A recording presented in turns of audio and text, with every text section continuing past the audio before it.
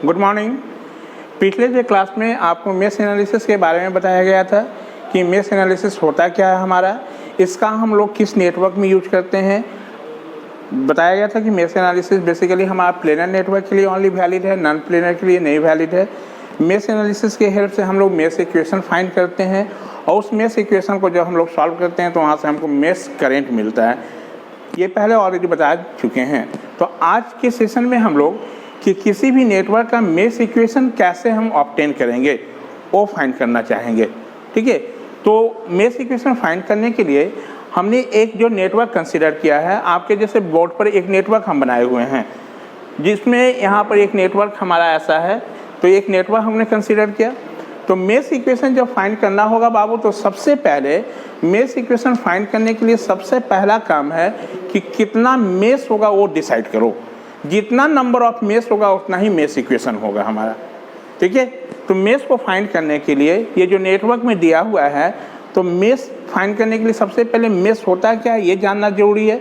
तो mesh basically एक loop है जिसके अंदर और कोई लूप एग्जिस्ट नहीं करना चाहिए। ठीक है, तो ऐसा लूप हमको कंसीडर करना है कि इसके अंदर और कोई लूप नहीं हो। ठीक है, तो जैसे यहाँ पर ये नेटवर्क में है, तो यहाँ पर देखिए आपको रफ में समझाने के लिए हमने यहाँ पर आपका एक नाम लिख के रखे हुए हैं कि कौन सा मेश है कौन सा लूप है।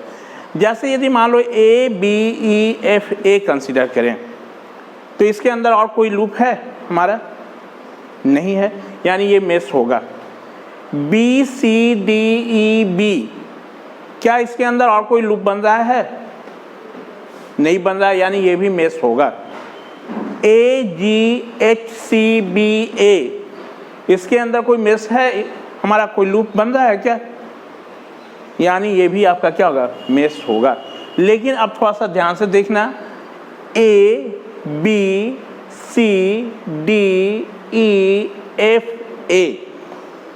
ये आपका मेश नहीं होगा, क्योंकि इसके अंदर दो लूप आ जा रहा है। कौन कौन सा है? एक लूप ABEFA एक लूप आ जाएगा हमारा, दूसरा BCDEB भी आ जाएगा। यानी ये आपका जो होगा वो मेश नहीं होगा। इसको हम लोग क्या बोलेंगे? लूप बोलेंगे। इसको क्या बोल देंगे? लूप बोलेंगे।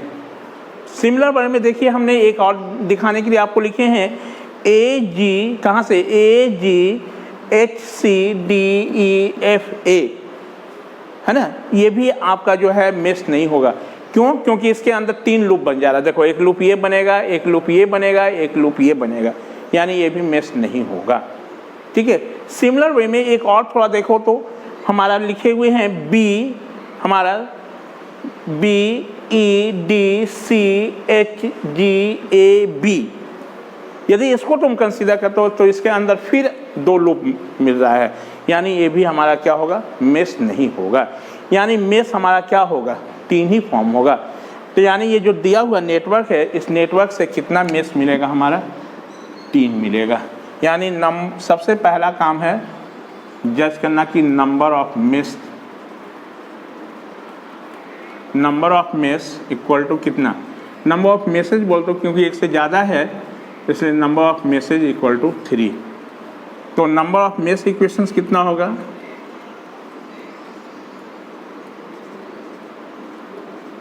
Number of mesh equations equal to 3। जितना नंबर ऑफ मेश होगा उतना ही मेश इक्वेशंस होगा।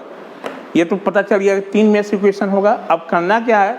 मेश इक्वेशन को लिखने के लिए 3 मेश करंट आपको मानना है। हमने मान लिया कि इसमें 3 मेश करंट है, जो I1 है, I2 और I3 है। ठीक है, तो 3 मेश करंट आप माने I1, I2, I3। इस 30 मेश करंट को हमको ऐसे मतलब मेश में फ्लो कराना है कि वो किसी जंक्शन पर उसको डिवाइड नहीं करना है, वो हर उस मेश में कंटिन्यूस हमको क्या करना है? फ्लो करा दें। तो मान लो कि इसको हम पहला मेश माने, तो इसमें पहला मेश में हम इसको कंटिन्यूस इसको फ्लो करा देंगे, ये I1 करें। ठीक है, इसको कहीं भी आपको क्या किसी जंक्शन पर जाके इसको डिवाइड नहीं करना है। मतलब जो मेश करंट तुम माने हो उस मेश में उसको क्या करना है? कंटिन्यूस फ्लो करा देना है। इसका मतलब ये पहला मेश हम मान लेते हैं ये सेकेंड मेश है। कोई जरूरी नहीं है कि ये सेकेंड आप हो, आप इसको भी पहला मान सकते हो। इसको सेकेंड मान लो, इसको थर्ड मान लो, इसको पहला मान लो, इसको सेकेंड, इसको थर्ड, यू आर फ्री। तो इसमें हम second mesh current I2 continuous flow कराना है। इसको थर्ड माने तो इसमें थर्ड मेश करंट हम कंटिन्यूस फ्लो करा दें I3, ठीक है। और मेश करंट जो फ्लो कराओगे वो हर एक मेश में एक ही डायरेक्शन में फ्लो कराना। यदि तुम क्लॉकवाइज में पहला मेश में रखो हो तो दूसरा तीसरा में भी क्लॉकवाइज ही लेना, ठीक है। यदि पहला में एंटी क्लॉकवाइज रखो हो तो दूसरे तीसरे में भी एंटी क्लॉकवाइज ही लेना। ऐसा नहीं कि पहला में क्लॉकवाइज ले लो, दूसरा में एंटी क्लॉकवाइज ले लो, तीसरा में फिर क्लॉकवाइज ले लो। सब में क्या रखना, सेम रखना है। यदि मान लो क्वेश्चन में कभी ऐसा हो सकता है कि पहले से उस मेश में करंट का डायरेक्शन दिया हुआ है जिस डायरेक्शन में, उसको एज यूजुअल रहने दोगे और बाकी जिस मेश में नहीं दिया हुआ तो उसमें आप क्लॉकवाइज में मान लेना। तो हमेशा करंट किधर मानना है हमको, क्लॉकवाइज डायरेक्शन में। मेश करंट किधर मानना है हमको, क्लॉकवाइज डायरेक्शन में, ठीक है। और मेश करंट जो फ्लो कराओगे उस मेश में, उस मेश के कंटिन्यूस पाथ में फ्लो कराना है, उसको कहीं भी हमको डिवाइड नहीं करना है, ठीक है। अब हमारा क्या करेंगे, यहाँ मेश करंट कितना बना, I1, I2 और I3 हमारा। इस I1, I2, I3 को फाइंड करने के लिए 3 इक्वेशन लाना पड़ेगा हमारा। वो 3 इक्वेशन I1, I2, I3 के टर्म में बनेगा। वही 3 इक्वेशन जो होगा उसी को हम लोग बोलेंगे मेश इक्वेशन। तो इस मेश इक्वेशन को लिखने के लिए, ऑब्टेन करने के लिए हम क्या करें कि हर एक मेश में हम KVL इक्वेशन लिख दें, ठीक है। तो सबसे पहले मेश 1 में लिख रहे हैं, तो writing KVL equation in mesh 1। एक अच्छा से समझ लेना, एक ही समझना, उसके बाद सब सिमिलर करके लिखेंगे।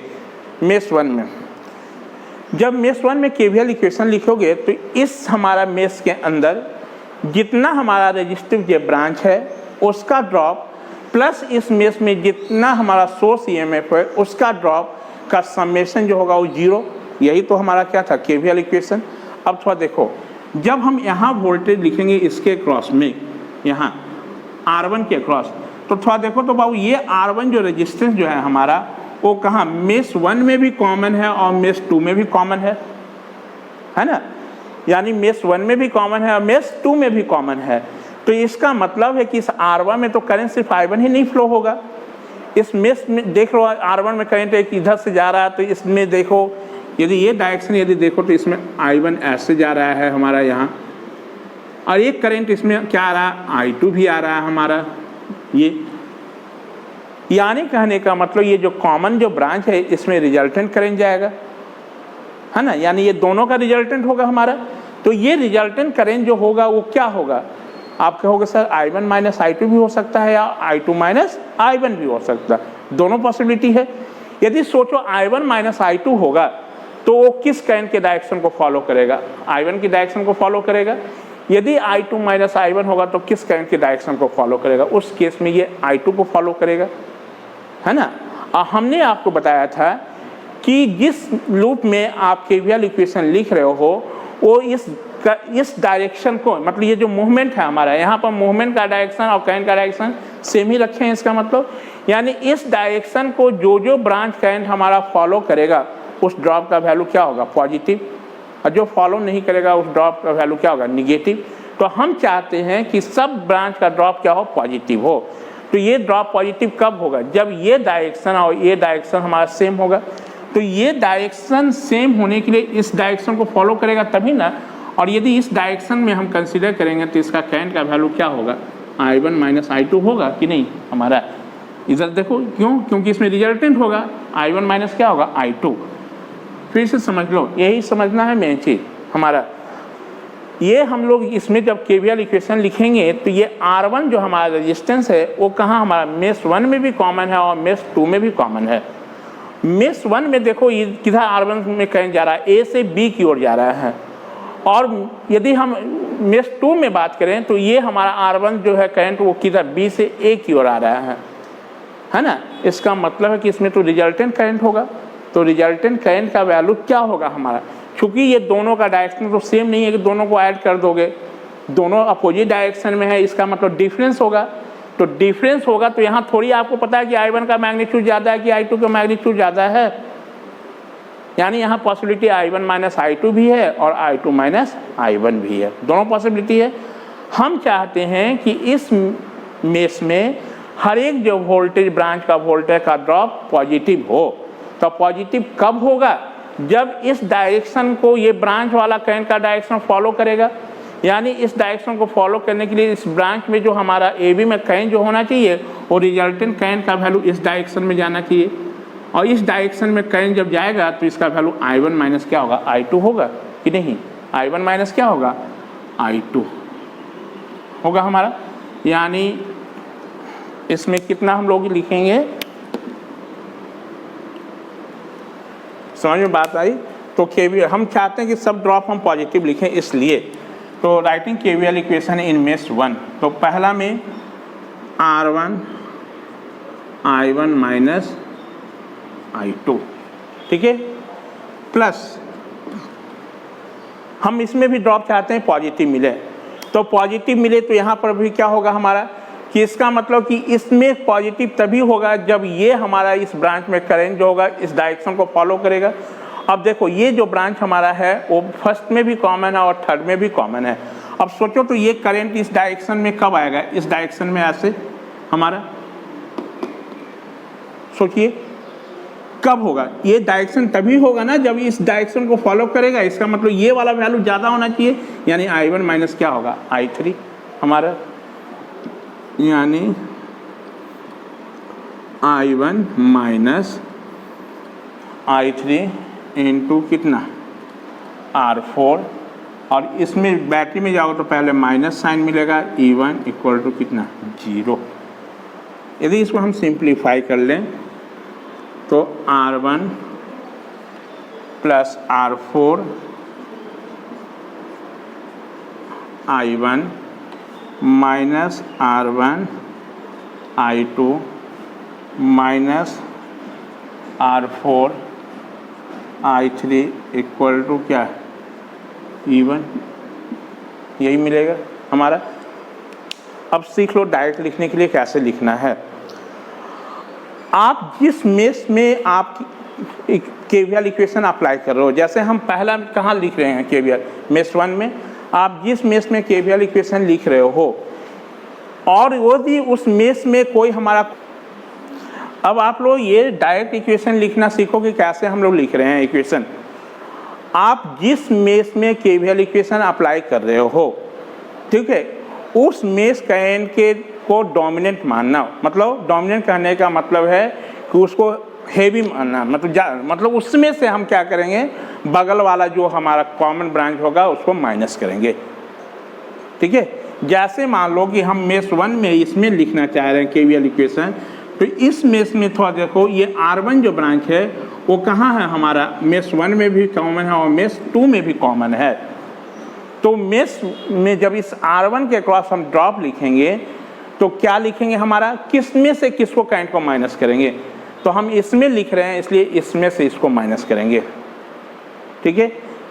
जैसे इसमें हम लिख रहे हैं तो ये R4 कॉमन है, किसके लिए? 1 और 3 दोनों में कॉमन है, इसलिए जब हम लोग यहाँ पर करंट का वैल्यू लेंगे तो क्या करेंगे? इसमें से इसको माइनस कर लेंगे। देखो इतना, मान लो जब तुम सेकेंड में लिखोगे, ठीक है, तो सेकेंड में जब लिखोगे तो सेकेंड के लिए ये R1 हमारा क्या होगा? 2 में भी कॉमन होगा और 1 में भी कॉमन होगा। उस समय इसके ड्रॉप लिखने के लिए इसमें जो करंट का वैल्यू लेंगे वो I2 माइनस क्या लेंगे? I1 ले लेंगे। समझ में बात आई? सिमिलरली जब लिखोगे सेकेंड मेश में केवीएल इक्वेशन अप्लाई करोगे तो R3 क्या है? 2 में भी कॉमन है और कहाँ है? 3 में भी कॉमन है। तो उस समय हम यहाँ पर जब करंट का वैल्यू कंसिडर करेंगे तो I2 माइनस कितना कर लेंगे? I3। यानी कहने का मतलब यही हुआ कि जिस मेश में हम केवीएल इक्वेशन लिख रहे हैं और उस मेश में यदि कोई हमारा ब्रांच कॉमन एग्जिस्ट कर रहा हो तो कॉमन ब्रांच के क्रॉस करंट का जो वैल्यू लिखेंगे, जिस मेश में लिख रहे हैं उसमें से उस मेश में वाले करंट को जिसमें कॉमन एग्जिस्ट कर रहा है जो मेश में, आप माइनस करेंगे हम लोग। क्लियर है? जैसे कि यहाँ पर लिखें मेश 1 में जब लिख रहे थे हम लोग, तो मेश 1 में केवीएल इक्वेशन जब लिख रहे थे तो R1 हमारा कहाँ था? मेश 1 में भी था और मेश 2 में भी था, है ना। तो R1 के क्रॉस जो करंट लिख रहे थे इसका वैल्यू क्या लिखे थे हम? I1 minus I2। क्यों? क्योंकि हम मेश 1 में लिख रहे थे, इसलिए जिस मेश में लिखोगे और वो जो ब्रांच हमारा जिस मेश में कॉमन होगा हमारा उसमें से इसको, यानी ये डोमिनेंट है इसलिए इसमें से इसको माइनस किए हैं। Writing KVL equation in mesh 2 second में। चलो सेकेंड में थोड़ा देखिए, यदि सेकेंड में हम KVL इक्वेशन लिखें तो हमारा क्या है, इस मेश करंट की डायरेक्शन को जो जो हमारा फॉलो करेगा ब्रांच करंट, उसके ड्रॉप पॉजिटिव लेंगे। जो ब्रांच करंट डायरेक्शन इसको फॉलो नहीं करेगा उसको क्या नेगेटिव कंसीडर करोगे, यही तो कंसेप्ट है। चलो इसमें जाओगे, जब सोर्स में जाओगे तो पहले मिलेगा ये साइन, इसलिए माइनस क्या E2 minus E2 plus R2 into कितना I2, क्योंकि इसमें देखो इसमें करंट हमारा डायरेक्शन यही है और मूवमेंट भी यही है हमारा, यानी सेम है हमारा। चलो प्लस R3 के क्रॉस ड्रॉप हम चाहते हैं पॉजिटिव लिखना, तो यहाँ ड्रॉप पॉजिटिव कब होगा हमारा, जब ये डायरेक्शन को करंट के, ये ब्रांच का करंट इसमें जो होगा इस डायरेक्शन को फॉलो करेगा। अब सोचिए इसमें मतलब ये डायरेक्शन इधर से होगा तभी ना होगा, यानी इधर से करंट होगा कब हमारा, इसका मतलब कि ये डायरेक्शन इधर तभी होगा जब इसको फॉलो करेगा इस डायरेक्शन को, यानी इसमें से इसको माइनस कर लेंगे तभी होगा। यदि आप इसमें से इसको माइनस करोगे तो ये तो डायरेक्शन इधर हो जाएगा हमारा, तो अपोजिट होगा। यानी आप जिस मेश में लिख रहे हो उसी मेश में से दूसरे को माइनस करना है, जो ब्रांच कॉमन होगा। तो R3 बोलिए I2 माइनस कितना I होगा, प्लस R1, हम चाह रहे हैं R1 के अक्रॉस भी ड्रॉप पॉजिटिव मिले, तो R1 के अक्रॉस का ड्रॉप पॉजिटिव कब होगा, देखो R1 हमारा कहाँ कहाँ कॉमन है, I2 में भी कॉमन, मतलब सेकेंड मेश में भी है और कहाँ फर्स्ट मेश में ही। हम किस में इक्वेशन लिख रहे हैं, सेकेंड मेश में KVL लिख रहे हैं, इसलिए इस कॉमन ब्रांच में से करंट जब लिखेंगे उसका वैल्यू तो सेकेंड मेश में से फर्स्ट को माइनस कर लेंगे, यानी I2 माइनस कितना, जब I2 माइनस I1 करोगे तो देखो इसका डायरेक्शन ये हो जाएगा इस डायरेक्शन में, तो उस केस में हमारा ये डायरेक्शन और ये डायरेक्शन हमारा क्या होगा, हमारा ये डायरेक्शन जो होगा वो सेम होगा हमारा कि नहीं होगा। देखो इक्वल टू कितना 0, इसको सिंप्लीफाई करें तो R2 को एक जगह कलेक्ट कर लेते हैं बाबू, देखिए R1 plus R2 plus R3 I2 minus R1 I1 minus R3 I3 equal to E2, ये दूसरा मेश इक्वेशन बना। राइटिंग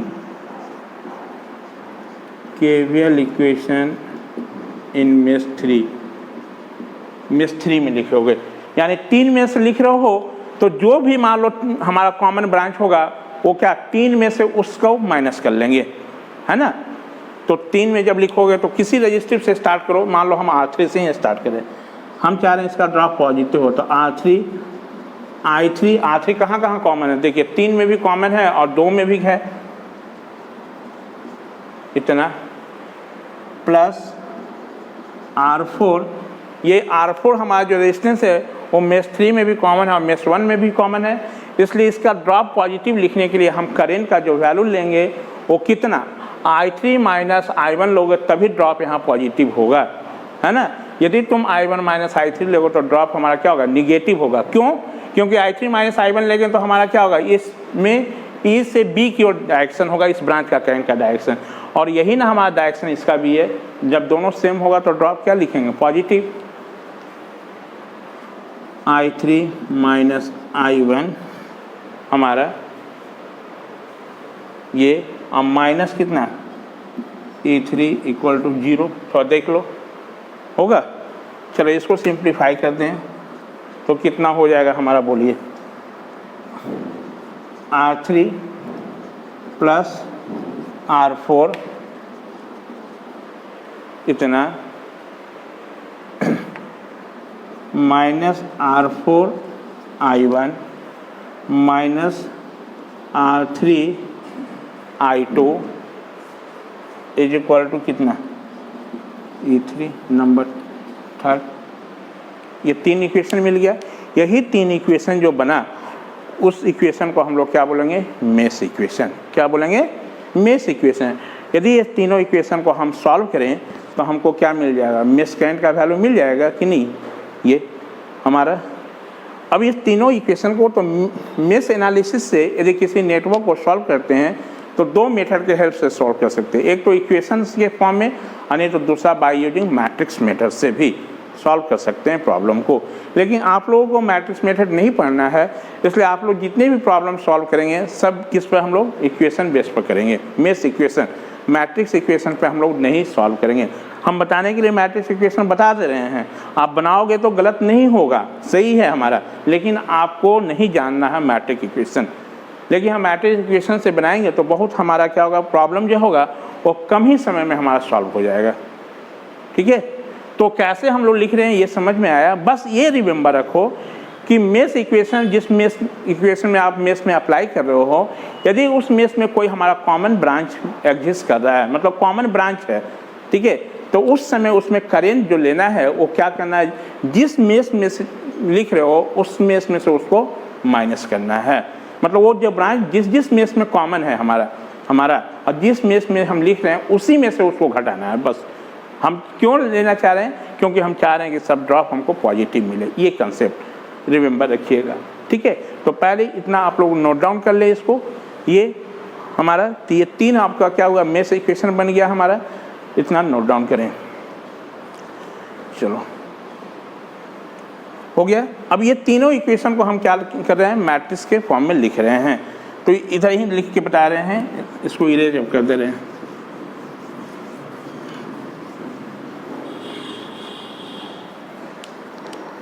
चलिए, writing equation 1, 2 and 3 in matrix form. Matrix में आता होगा आप लोग लिखने। चलो, ये 3 इक्वेशन हमारा बना है, तो देखो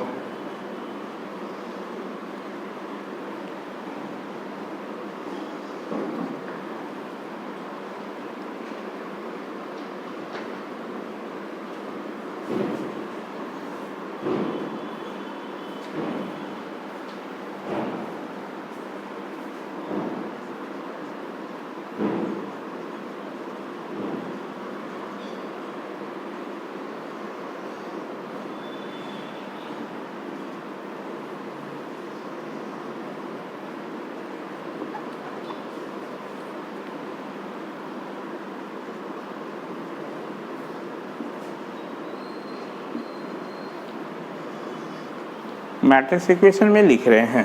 ठीक है,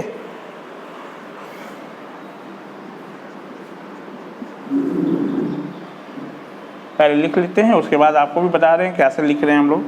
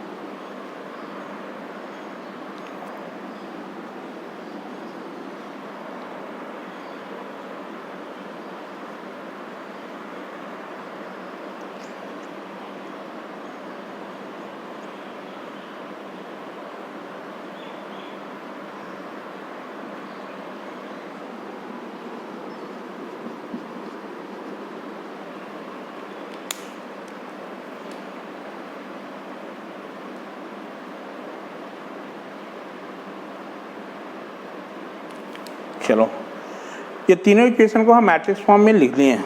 चलो इक्वेशन 1 से देखते हैं। ये क्या है, R1 plus R4 into I1 minus R1 into I2 minus R4 into I3। ठीक है, थोड़ा देखिए तो R1 plus R4 I1 minus R1 into R2 minus R4 into I3 equal to कितना, E1 है हमारा। सेकेंड में थोड़ा देखो तो कितना है हमारा, minus R1 into I1 plus R1 plus R2 plus R3 into I2 minus R3 into I3 equal to E2 है हमारा। देखिए वहाँ से यदि उस मैट्रिक्स को हम लोग इक्वेशन के फॉर्म में चेंज करेंगे तो यही होगा हमारा है। थर्ड में चेक कर लो हमारा क्या है, वहाँ से चेक करें तो minus R4 into I1 minus R4 into I1 है, minus R3 into I2 minus R3 into I2 भी है, plus R2 plus R4 I3 इतना हमारा। अब इसी को हम ऐसे लिख रहे हैं in general,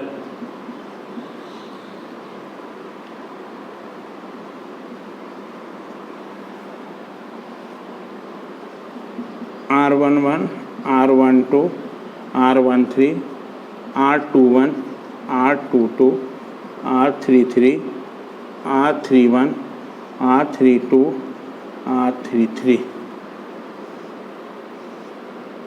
I1 I2 I3 equal to V1 V2 V3 हमारा। ठीक है, इन जनरल हम लोग लिखें, जहाँ R11 का क्या नाम होगा, R12 को क्या देंगे, R13 का क्या देंगे इसको, तो R11 को बोला जाता है सेल्फ रेजिस्टेंस। क्या बोला जाता है, सेल्फ रेजिस्टेंस। कहने का मतलब कि टोटल हमारा रेजिस्टेंस इन मेष 1 यही ना हमारा है। देखो तो टोटल रेजिस्टेंस इन मेष 1 की बात करें तो मेष 1 में टोटल रेजिस्टेंस क्या होगा, R1 प्लस क्या होगा, R4 होगा। R12 को बोला जाता है म्यूचुअल रेजिस्टेंस और sum of all resistance which is common in मेष 1 एंड मेष 3, जो कि कॉमन हो मेष 1 और मेष 3 में। तो देखो तो मान लो 1 और 2 में कॉमन क्या है, R4 हमारा, इसलिए इसको बोला जाता है म्यूचुअल रेजिस्टेंस।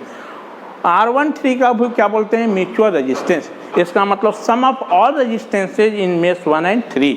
तो मेष 1 और 3 में थोड़ा देखो तो मेष 1 और मेष 3 में हमारा कॉमन जो है वो क्या है आपका, मेष 1 और मेष 3 में R4 है हमारा, ये हमारा। तो ये जनरल होगा।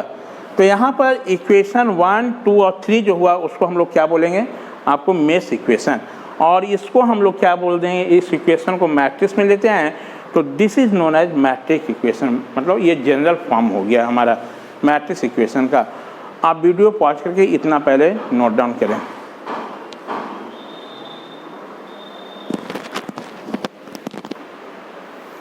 जब मैट्रिक्स के फॉर्म में लिखे तो हमारा उस इक्वेशन तीनों को मैट्रिक्स फॉर्म में लाए तो ये इक्वेशन हमको मिला। ठीक है, अब ये इक्वेशन को हम एक स्टैंडर्ड इक्वेशन बनाना चाह रहे हैं, मतलब जनरल फॉर्म में लिखना चाह रहे हैं।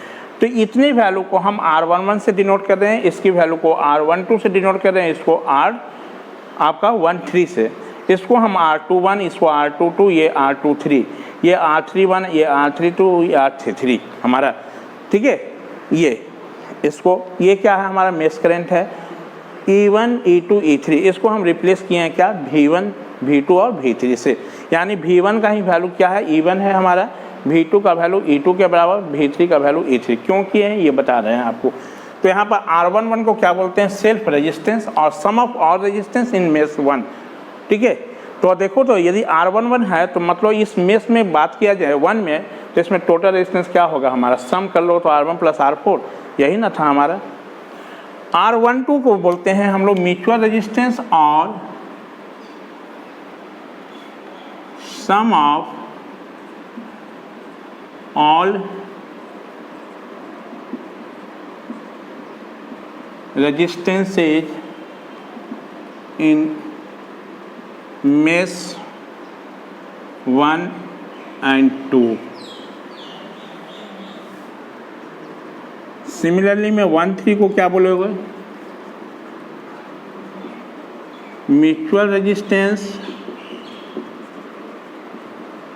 और सम ऑफ ऑल रेजिस्टेंसेज इन मेष क्या 1 and 3 होगा हमारा।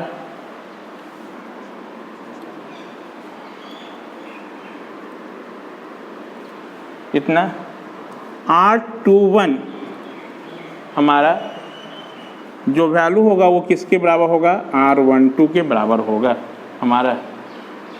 तो R21 को भी क्या बोलेंगे हमारा,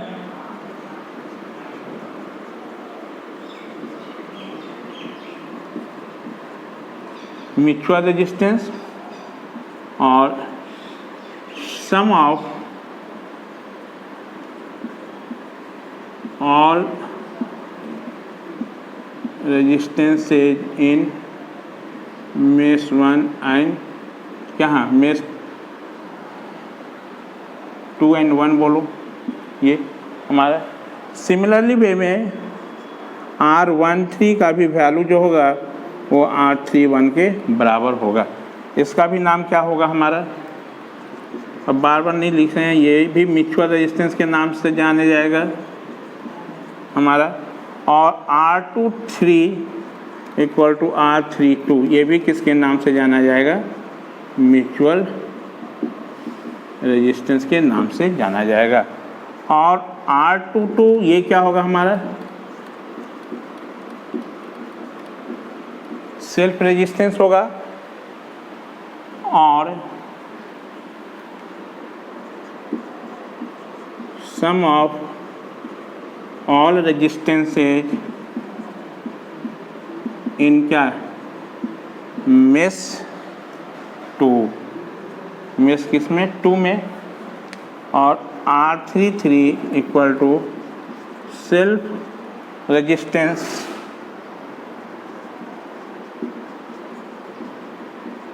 और सम ऑफ ऑल रेजिस्टेंसेज इन मेष 3 हमारा। V1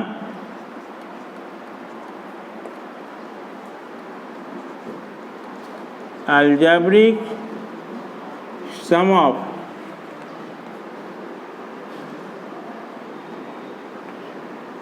all voltages in mesh 1.